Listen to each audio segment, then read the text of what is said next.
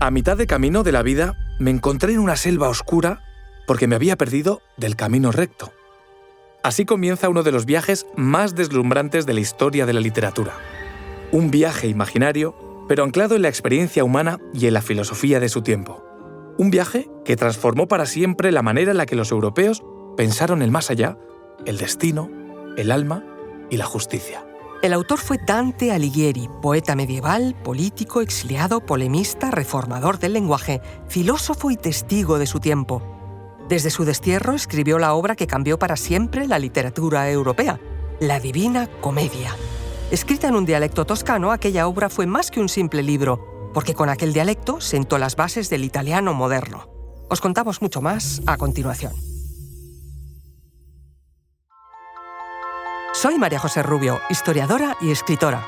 Y yo, Federico Cardelús, periodista y divulgador.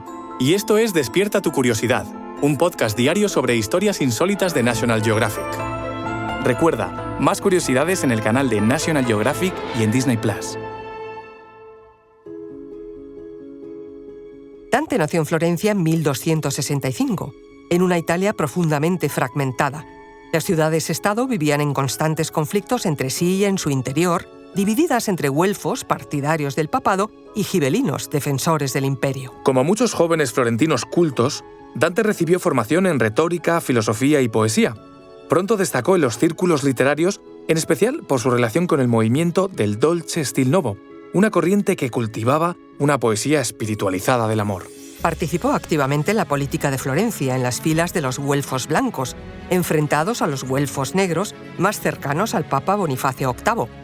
En 1302, tras un golpe de Estado, Dante fue acusado de corrupción y exiliado de su ciudad natal bajo pena de muerte, expulsión que marcó toda su vida posterior y gran parte de su obra. Fue durante ese exilio, doloroso, errante y lleno de humillaciones, cuando Dante comenzó a dar forma a su obra maestra, la Comedia, a la que a la postre le sumó el adjetivo divina, un poema monumental de más de 14.000 versos divididos en 3 partes: infierno, purgatorio y paraíso. En ella, Dante se imagina a sí mismo descendiendo a los abismos infernales, ascendiendo por la montaña del purgatorio y finalmente elevándose a las esferas celestiales. Pero sin duda lo más extraordinario de esta obra es que Dante no se limita a describir el más allá solo con imágenes tradicionales. Lo que hizo fue construir un universo completo, con una arquitectura moral, teológica y filosófica precisa. En el infierno, los pecadores no solo sufren, reflejan la carga de sus culpas. Los lujuriosos son arrastrados por vientos eternos. Los adivinos caminan con la cabeza del revés, por haber pretendido ver el futuro. El guía de Dante en el infierno y el purgatorio es Virgilio, el poeta romano por excelencia, autor de la Eneida. Con él, Dante muestra su ambición, unir la tradición clásica con la fe cristiana. Virgilio representa la razón, la cultura pagana, la sabiduría antigua. Pero es Beatriz, la amada idealizada que murió joven, quien lo conducirá finalmente al paraíso. En ese tránsito, Dante escenifica el camino del alma humana, de la razón a la gracia. La elección del infierno como punto de partida no es accidental. Para Dante, su infierno no solo castiga los pecados individuales, también es un espejo del mundo corrupto en el que vivió. Muchos de los condenados son figuras reales, conocidas por sus contemporáneos a los que Dante pone nombre y rostro. Es más que un poema, es un tratado filosófico. Inspirado por Santo Tomás de Aquino y Aristóteles, Dante organiza su visión del universo conforme a un orden racional. El cosmos que describe responde a las ideas medievales del equilibrio entre justicia y misericordia, naturaleza y voluntad divina.